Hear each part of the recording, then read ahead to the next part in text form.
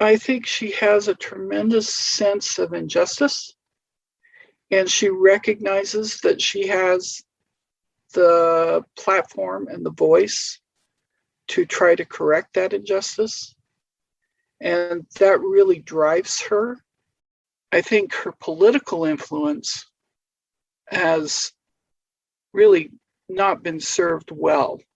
People are unaware of her political involvement in the 1920s and the 1930s until her death.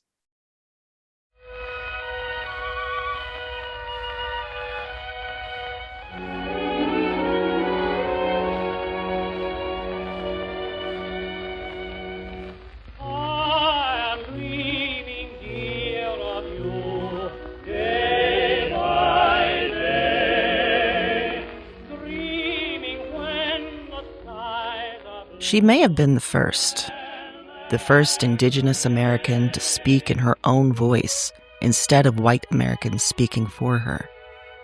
The first to use essays and oral tradition stories and official reports and even operas to talk about the realities of Native American life and demand change. And in the process, she pushed against the supposedly immovable force of the Bureau of Indian Affairs and the national government, earning enemies and punishment along the way. While many may know of the American Indian movement in the 1960s and 70s, which occupied government buildings, Wounded Knee, and Alcatraz, lesser known is the creative work and life of the Indigenous woman in the early 1900s who paved the way. How did writing empower a community? How did truth-telling defy the powers that be and embolden generations to come? And what can we learn from Zitkála-Šá about how to make art as resistance today and tomorrow? From Rebel Yell Creative, this is The Art of Resistance, a podcast about channeling our rage and fear into creation and using writing, music, and all kinds of art to resist the status quo. I'm your host and producer, Amy Lee Lillard, and I'm an author, podcaster, and queer autistic woman who's been obsessing over artists who resisted since I was a kid. And today I'm looking to make all the weird art and help others do the same.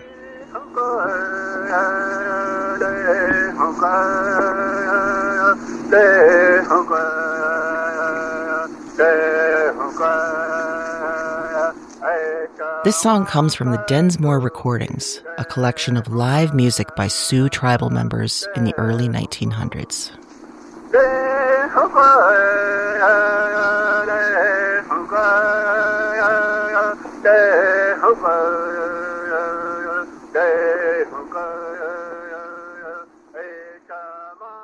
She was born as Gertrude on the Yankton Dakota Sioux Reservation in South Dakota in 1876. In essays that she wrote later, she described a quiet yet vibrant childhood, surrounded by her mother, aunts, and her people. But at the same time, she felt her mother's deep sadness.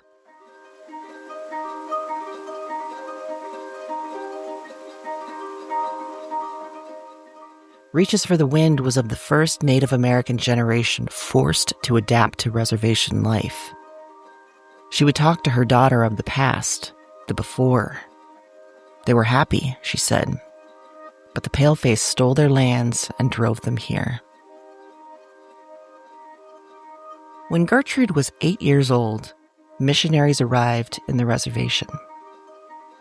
They talked to the children, spinning tales of riding on an iron horse to a land full of apples. They asked the kids to join them. She was thrilled by the stories and begged her mother to let her go. Immediately, she realized her mistake.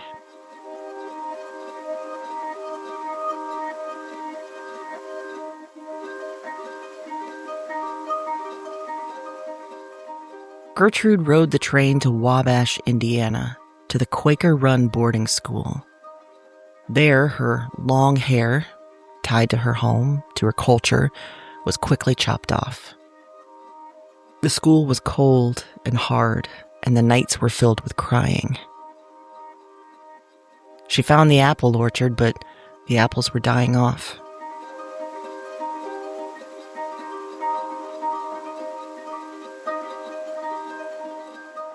The Wabash School was just one of a system of schools designed to forcibly assimilate Indigenous people.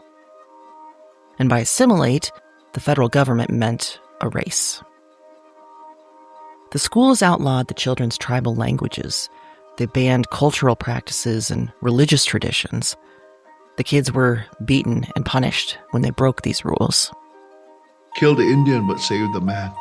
That was that concept that was there. They'll beat it out of us. They'll do anything to get it out of us, even change our appearance, cut our hair, put different clothes on us. All of those things are very traumatic.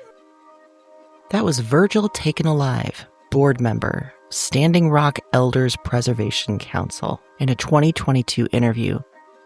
And where I came from, the Catholic Church was so powerful that you were going straight to hell if they caught you doing something, out of the ordinary. Even talking and speaking Lakota, that they really watched that close.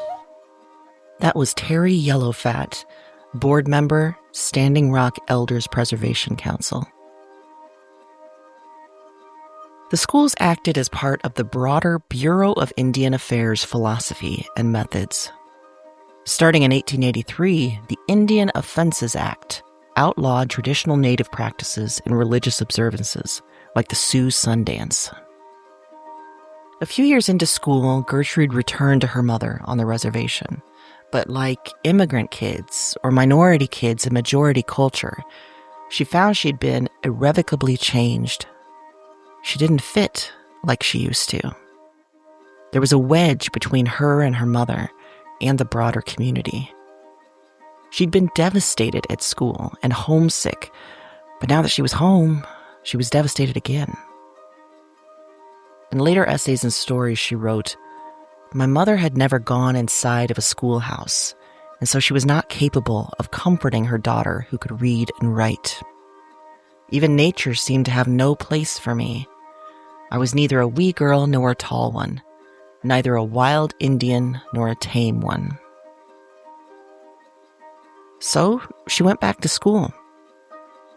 She graduated and went to college and studied violin and eventually became a teacher at another boarding school. "Often I wept in secret," she wrote, "wishing I had gone west to be nourished by my mother's love instead of remaining among a cold race whose hearts were frozen hard by prejudice." In 1900, the school sent her back to her reservation to recruit more students. She was shocked at what she found. The family home was falling apart. The people on the res lived in deep poverty, and worst of all, white settlers were stealing and occupying their land. She went back to school with critical eyes and saw again the torment she experienced as a child. She saw how the school deeply restricted what the kids learned. She saw how they were set up to live small. And she started to write.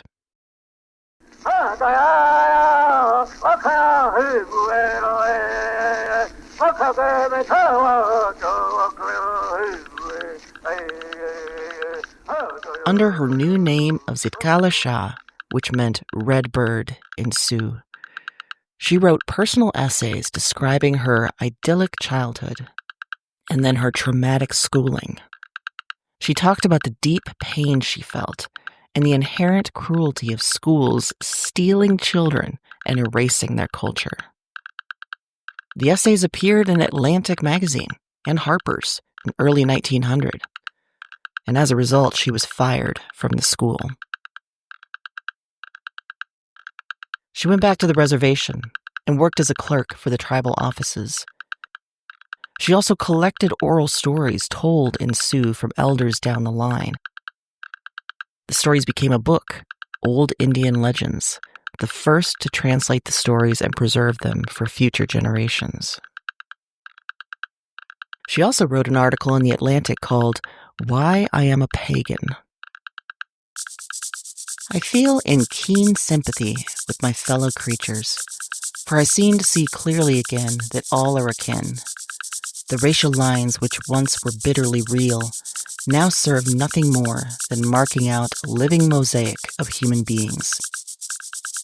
A Christian pugilist commented upon a recent article of mine, grossly perverting the spirit of my pen. Still, I would not forget that the pale-faced missionary and the hoodooed aborigine are both God's creatures, though small indeed their own conceptions of infinite love. A wee child toddling in a wonder world, I prefer to their dogma my excursions into the natural gardens, where the voice of the Great Spirit is heard in the twittering of birds, the rippling of mighty waters, and the sweet breathing of flowers.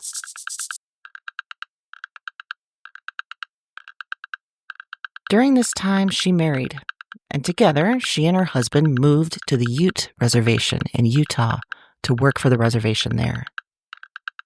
In 1910, she met a white professor at BYU who was interested in the tribal practice of the sun dance. It was a sacred Sioux ritual that had been banned by the government, just like so many rituals and religious practices across tribes. Together, she and the professor created the Sun Dance Opera, a unique piece of art bridging two cultures. P. Jane Heffen, the editor of a 2001 book that brought together the Sundance Opera and additional writings from Zitkála-Šá, spoke about this in the Unsung History podcast. So they talked about different topics for the opera, and they decided to use the Sundance as a framework for an opera. So it's structurally, it's really fascinating. And in the original productions, which were done in Utah in 1912 to 1914, they would perform on stage, but they would have members of Ute tribe. The Utes would perform some of their traditional dances. It fits pretty consistently with stage performances, traveling performances that would happen in the early 1910s and so forth. This is the opening song of the Sundance from the Densmore recordings.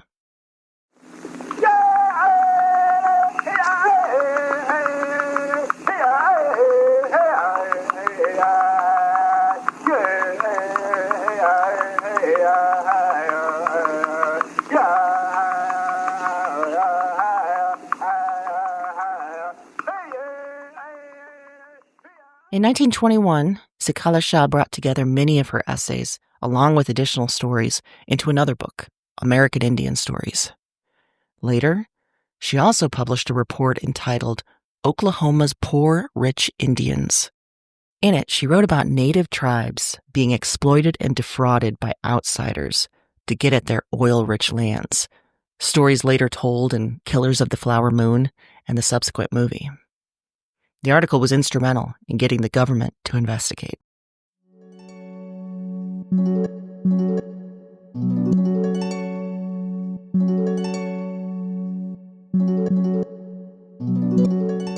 While Zitkála-Šá and her husband lived in Utah, they saw the deeply racist treatment of the federal officials against the Uintah and Uri peoples. Witnessing this and remembering her own experiences in Sioux land, she joined the Society of American Indians. This was a group founded by and run by Native peoples. They wanted to end the corrupt and violent reservation system, keeping them poor and cut off from culture. But even more than that, they wanted to enfranchise Native peoples, giving them citizenship and the right to vote, because they didn't have it. Zitkála-Šá edited the American Indian magazine from the society, and she used her voice and her writing to spread the word about this mission. In many instances, her writing previewed what would later be known as the Red Power movement in the 1970s. She talked about abolishing the Bureau of Indian Affairs, allowing all Native cultural practices, retaining or even reclaiming land, and even the idea that Indigenous culture was morally superior to white culture.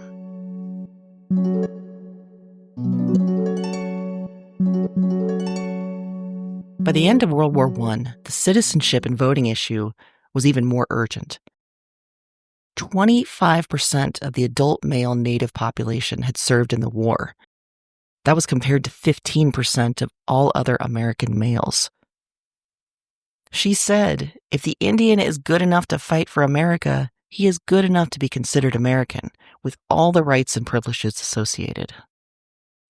At the same time, Zitkála-Šá was working deep in the women's suffrage movement. She helped the efforts that led to the 19th Amendment in 1920, and then she traveled around the U.S. calling on white women to use their newly won suffrage rights to help enfranchise Native peoples. And in 1924, in part due to her advocacy, Congress passed the Indian Citizenship Act that endowed full citizenship rights to all Native-born people in the country. However, this didn't guarantee the vote. States retained the authority to decide who could or could not vote, and some states began to adopt strategies similar to Jim Crow laws in the South. So Zitkála-Šá and her husband founded the National Council of American Indians in 1926. And this organization went even further than the previous one, working explicitly for universal suffrage. And for the rest of her life, she served as president, fundraiser, and speaker for that group.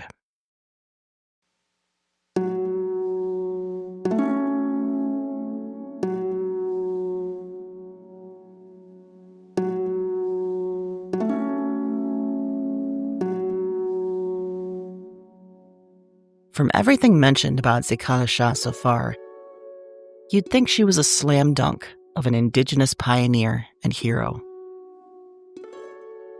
But in many ways, her legacy has been controversial.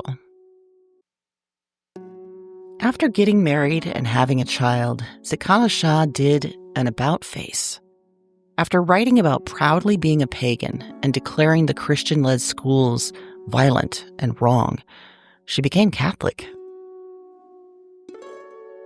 This, combined with the fact that she worked for the Quaker schools for a time, led some activists and indigenous folks to look at Zitkála-Šá with suspicion. Also, she became fixated on the use of peyote in indigenous populations. The drug was often used in religious ceremonies, and she watched it grow among the Ute. She claimed that peyote was a deadly danger and not truly aligned with their culture, but spread by outside influence.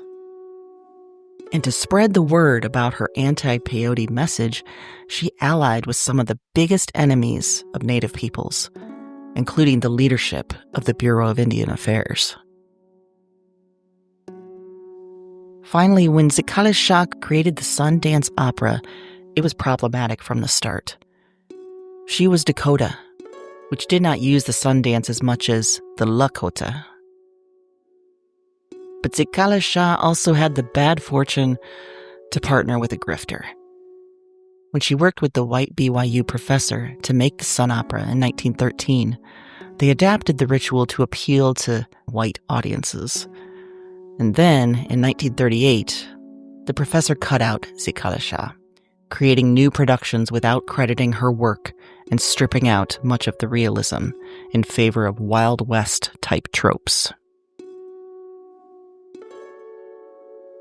Because of all these things, many activists and indigenous people over the years after Zitkála-Šá said she was controversial, said she wasn't worth looking to as a role model or hero. P. Jane Heffen said, a lot of critics and a lot of scholars say, well, she did this for this reason. And I even read work people who thought she was bipolar and, different, projecting their own imagery on her own actions. But the truth is much more complicated. Zitkála-Šá was writing and speaking in a time where she had to walk a tightrope. The image of Native Americans was so terrible in mainstream society that she had to balance writing the truth with not alienating her audience. She had to play the game of respectability politics that so many groups have to play, even now. She had to navigate a government that was brutal and mercenary. And during World War I and after, she had to work around stringent censorship laws.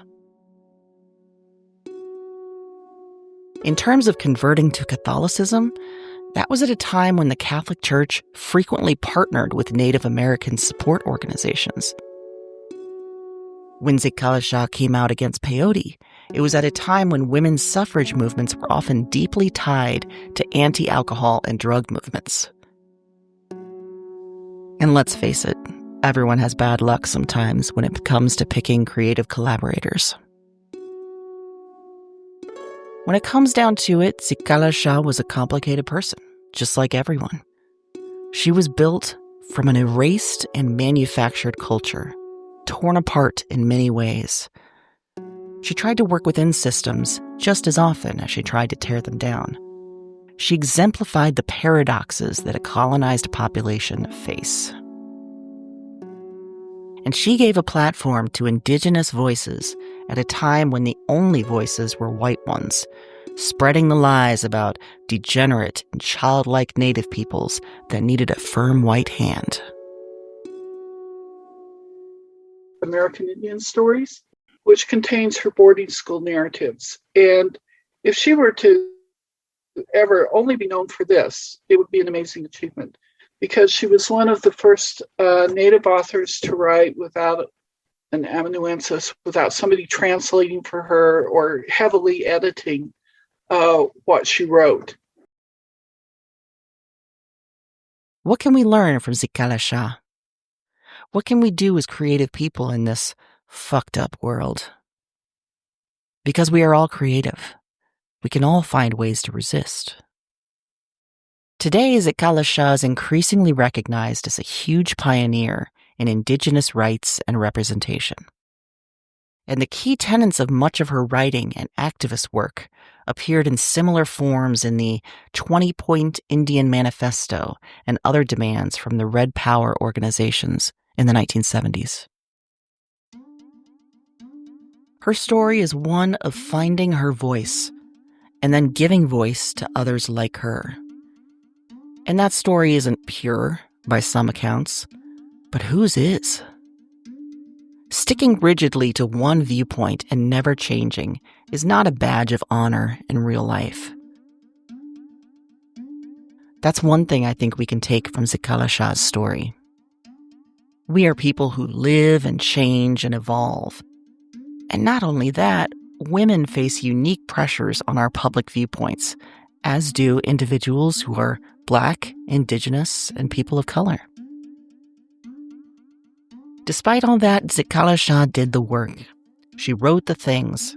She told her stories and those of her family and culture. She pushed as hard as she could against the status quo and created art to change it.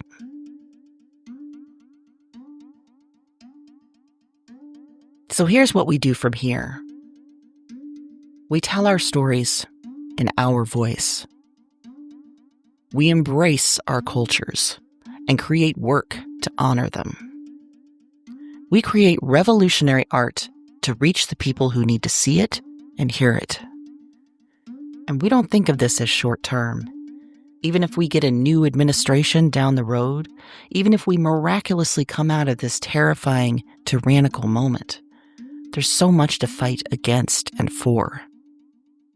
This is a long-term commitment to making art for a better world.